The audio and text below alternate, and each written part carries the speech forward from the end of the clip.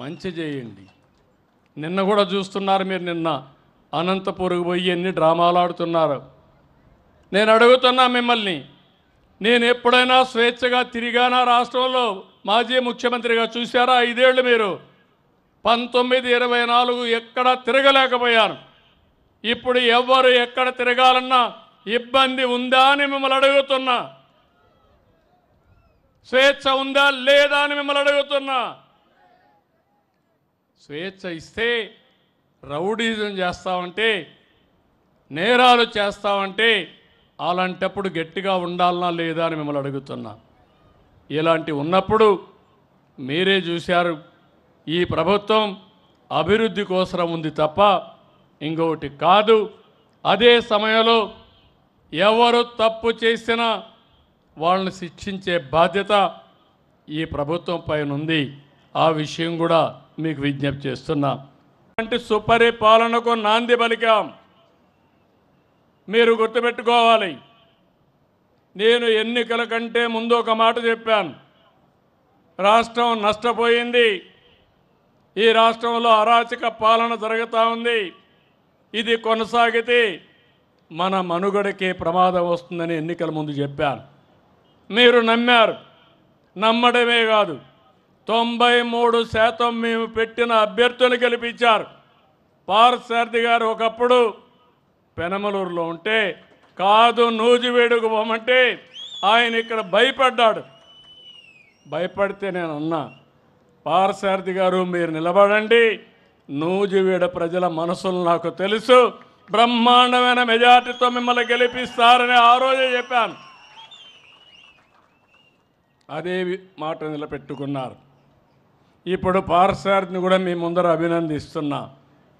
బాగా యాక్టివ్గా పనిచేస్తున్నాడు, మీలో ఒక్కడిగా కలిసి పనిచేస్తున్నాడు. దానికి అభినందనలు. ఇది చాలదు, ఇంకా నియోజకవర్గం వెనుకబడి ఉంది. మెట్ట ప్రాంతం అన్ని జిల్లాలో కూడా వెనుకబడి ఉంది.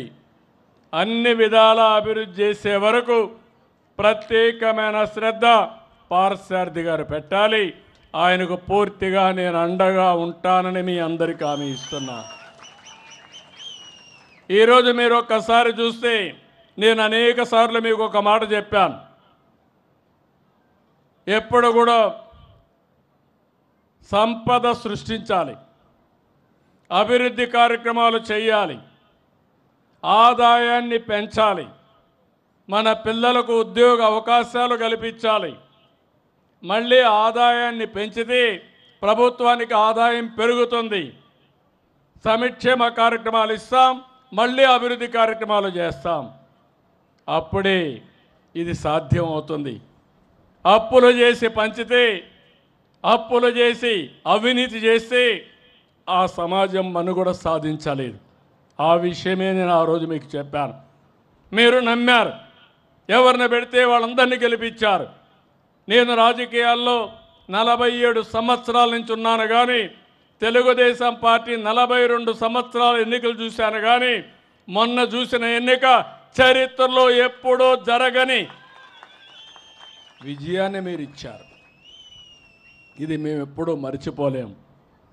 ఒకసారి అయితే అన్నీ చేయాలనే ఆశ ఉంది, కానీ గల్లా పెట్టి చూస్తే ఖాళీ అయిపోయింది. అప్పులు తేవాలంటే ఇచ్చేవాళ్ళు కూడా రావడం లేదు, కొన్ని నిబంధనలు ఉంటాయి. మీరు కూడా ఒకసారి ఆలోచించండి. మీ ఊర్లో ఎవరైనా డబ్బులు కావాలంటే, పరపతి ఉంటే, డబ్బులు తిరిగి ఇస్తాడని నమ్మకం ఉంటే అప్పిస్తారు, లేకుంటే ఇస్తారమ్మా? మీకు ఇవ్వరు కదా. నా పరిస్థితి కూడా అదే. నా మీద నమ్మకం ఉంది, మళ్ళీ దీన్ని సరిపెడతాడని విశ్వాసం ఉంది. మీరు కూడా అదే ఆలోచించారు. ఒక మాటలో చెప్పాలంటే, ముఖ్యమంత్రి పదవి నాకు కొత్త కాదు, 4వసారి ముఖ్యమంత్రి. సమైక్య ఆంధ్రప్రదేశ్లో అందరికంటే ఎక్కువసార్లు ముఖ్యమంత్రిగా ఉన్నాను.